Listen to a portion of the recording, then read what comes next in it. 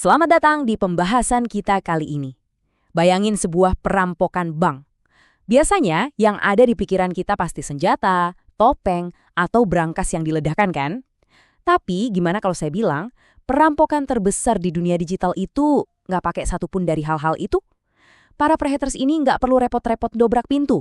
Mereka cukup pakai tata bahasa dan tanda baca yang super sederhana buat nguras habis isi brankas kalian.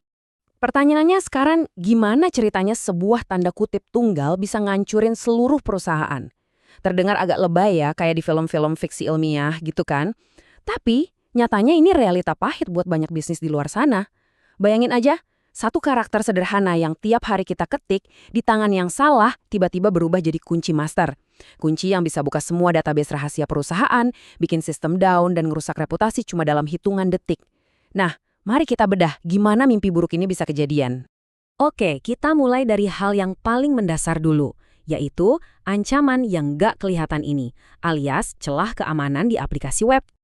Tiap kali kalian buka sebuah website, biasanya ada semacam satpam digital. Anggap aja kayak kolom login atau kolom pencarian yang nanya, kamu siapa? Atau lagi nyari apa? Nah, satpam ini tugasnya nerima permintaan kalian dan nyampein itu ke gudang penyimpanan di belakang, yaitu database. Masalahnya baru muncul kalau satpam ini, ya bisa dibilang terlalu polos.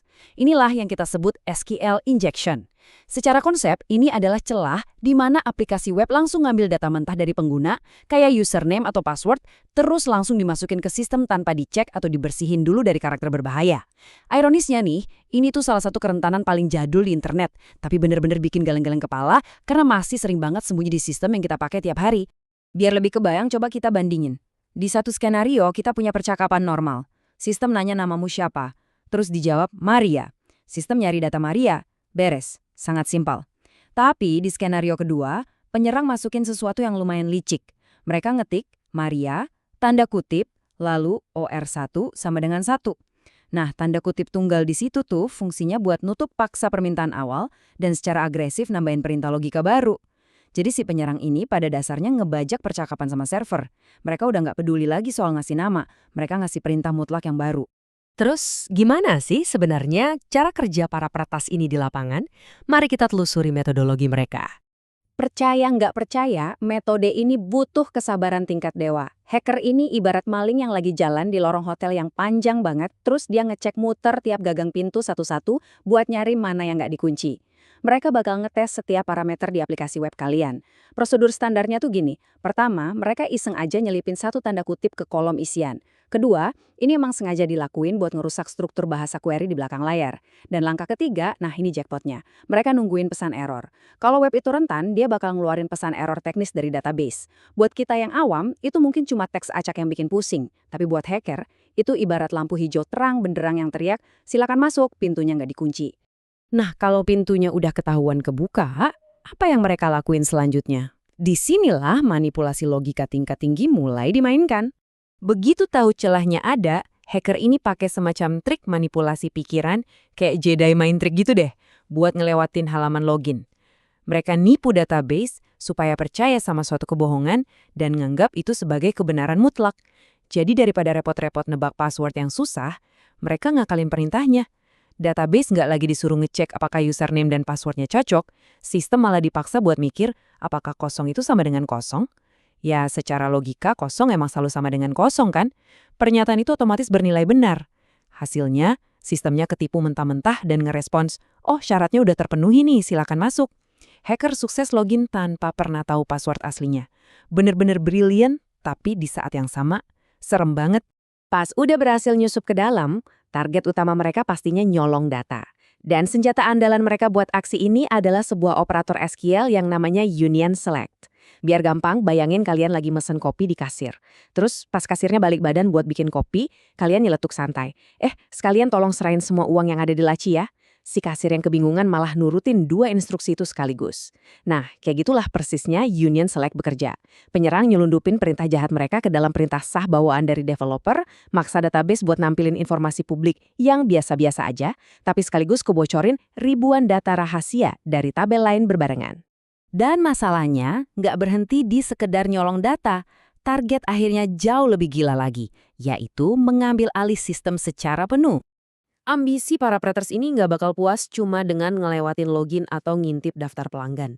Kalau tadi cuma ngintip lewat jendela, nah di tahap ini mereka benar-benar bersiap buat ngambil alih seluruh gedung. Begitu mereka masuk lebih dalam, mereka bakal ngincer tabel sistem bawaan database. Contohnya kayak tabel sysobjects. Kenapa? Karena dengan mengakses tabel ini, mereka secara otomatis ngedownload semacam menu lengkap dari seluruh isi berangkas perusahaan. Mereka jadi tahu persis, oh di sini letak tabel pesanan, di situ tabel pelanggan, dan di sana tabel karyawan. Intinya, mereka udah megang peta harta karunnya. Ini bagian yang paling krusial. Kalau aplikasi web kalian nyambung ke database pakai hak akses tingkat tinggi atau ibaratnya pakai akses VIP, wah siap-siap aja berhadapan sama yang namanya Holy Grail atau cawan suci eksploitasi, yaitu prosedur master.dbo.xpcmdcell. Dengerin baik-baik, kalau hacker sampai bisa ngakses perintah ini, game over, tamat riwayatnya. Kenapa? Karena mereka nggak lagi cuma ngobrol sama database, mereka sekarang punya kuasa buat ngasih perintah langsung ke sistem operasi server kalian. Mereka bisa santai ngehapus file, nginstal malware, atau ngambil alih kendali total atas server itu dari jarak jauh tanpa ketahuan. Tapi tenang dulu, setiap ada racun pasti ada penawarnya. Mari kita bahas solusinya, gimana caranya kita ngunci berangkas data ini rapat-rapat. Jadi, pertanyaannya, gimana cara kita ngeblokir perampokan digital ini? Walaupun kedengarannya ancaman ini tuh canggih dan mematikan banget, cara nyegah bencana ini ternyata luar biasa simpel. Ada 3 lapis pertahanan yang bisa kita bangun. Pertama, sanitasi data. Pikirin ini kayak mesin detektor logam di pintu masuk bandara. Kita pakai aturan tegas, atau bahasa teknisnya ekspresi reguler default deny, yang otomatis nolak dan ngelucutin karakter berbahaya, kayak tanda kutip tadi, sebelum mereka sempat masuk ke sistem. Lapisan kedua pastinya nulis kode aplikasi yang aman sejak awal. Dan yang ketiga, ini sering banget dilupain. Batasi hak akses pengguna database. Jangan pernah, sekali lagi, jangan pernah ngasih satpam kalian kunci master ke seluruh gedung kalau tugas dia cuma jaga pintu depan. Kasih aja hak akses seminimal mungkin sesuai kebutuhannya. Dan ini bawa kita ke poin penting terakhir. Memposisikan keamanan bukan sebagai beban, tapi sebagai investasi bisnis.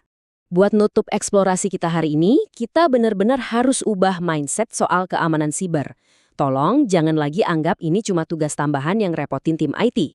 Keamanan itu fondasi mutlak buat bisnis modern. Riset membuktikan loh, keamanan aplikasi yang proaktif itu bukan sekedar buat nahan kerugian teknis, tapi itu adalah tameng langsung buat ngelindungin nama baik brand kalian.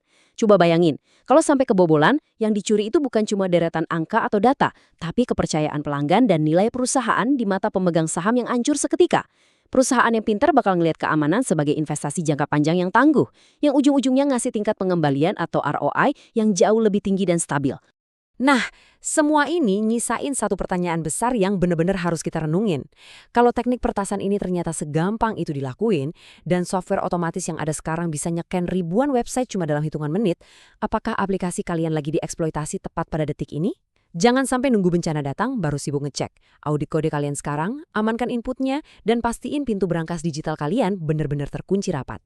Makasih banget udah ngikutin pembahasan kali ini, dan stay safe di dunia digital.